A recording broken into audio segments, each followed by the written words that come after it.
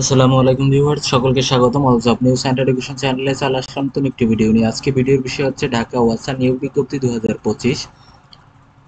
এখানে দেখতে পারতেছেন মোট পদের ক্যাটাগরি আছে 27টি এবং মোট পদের সংখ্যা হচ্ছে 82 জন। আবেদনের সময় বাকি মাত্র 32 দিন। আবেদন শেষ সময় হচ্ছে 26 অক্টোবর 2025 তারিখ পর্যন্ত আবেদন করা যাবে। এক নজরে নিয়োগ বিজ্ঞপ্তি। প্রতিষ্ঠানের নাম ঢাকা পানি সরবরাহ ও পয়ঃনিষ্কাশন কর্তৃপক্ষ। পদের ক্যাটাগরি আছে 27টি, পদের সংখ্যা আছে 82 জন। চাকরির ধরন হচ্ছে সরকারি চাকরি। অফিসিয়াল ওয়েবসাইট এবং আবেদনের লিঙ্ক আমার ডিসক্রিপশন বক্সে দেওয়া থাকবে। পদের নামগুলো হলো, দেখেন এখানে বলা হয়েছে ঢাকা পানি সরবরাহ ও পয়ঃনিষ্কাশন কর্তৃপক্ষ নিয়োগ বিজ্ঞপ্তি। এখানে পদের নাম আমি সরাসরি যদি আপনাদেরকে দেখাই, প্রশিক্ষক প্রকৌশল, এটা হচ্ছে পদের সংখ্যা একটি, অনূর্ধ্ব বয়সসীমা 35 বছর এবং বেতন স্কেল হবে 29,000 টাকা থেকে 63,410 টাকা পর্যন্ত। শিক্ষাগত যোগ্যতা কোনো স্বীকৃত বিশ্ববিদ্যালয় হতে অথবা প্রতিষ্ঠান হতে ইঞ্জিনিয়ারিং স্নাতক ডিগ্রি থাকতে হবে। শিক্ষা জীবনের সকল স্তরে দ্বিতীয় বিভাগ বা শ্রেণী থাকতে পারবে না, মানে শ্রেণী দ্বিতীয় বিভাগ অথবা শ্রেণী থাকতে হইবে কমপক্ষে, মানে থার্ড ডিভিশন এটা থাকলে আপনি আবেদন করতে পারবেন না। আর প্রশিক্ষক হিসেবে 5 বছরের চাকুরি, এটা কিন্তু অভিজ্ঞতা হিসেবে চেয়েছে।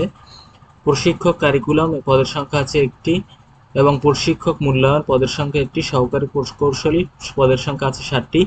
সহকারী মেইনটেন্যান্স ইঞ্জিনিয়ার হার্ডওয়্যার একটি এবং হিসাবরক্ষণ কর্মকর্তা আছে 2টি। সহকারী পরিবেশবিদ একটি, সহকারী হাইড্রোলজিস্ট একটি, সরকারি, এখানে দেখেন সহকারী জনতথ্য কর্মকর্তা হচ্ছে পদের সংখ্যা একটি, রাজস্ব কর্মকর্তা একটি, উপসহকারী প্রকৌশলী 10টি, এস্টিমেটর 3টি, হিসাবরক্ষক একটি, সহকারী রসায়নবিদ 4টি, সহকারী রাজস্ব কর্মকর্তা 8টি।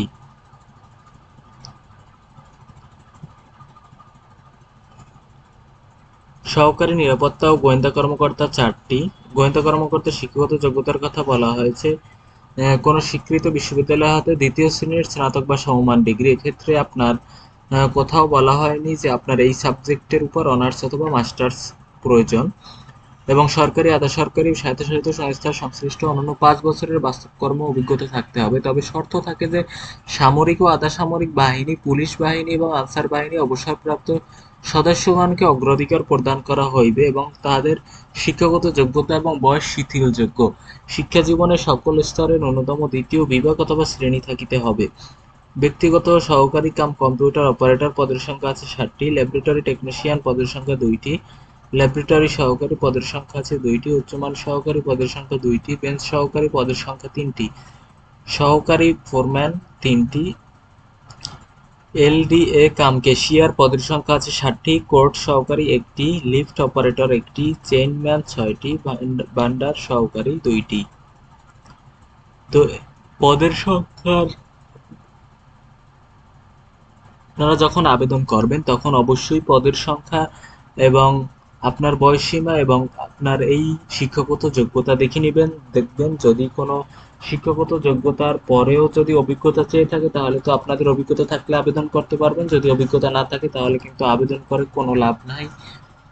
তো এই ছিল আজকের ভিডিও, দেখা হবে পরবর্তী কোনো ভিডিওতে। সঙ্গে থাকুন আমার চ্যানেলের। ধন্যবাদ সকলকে।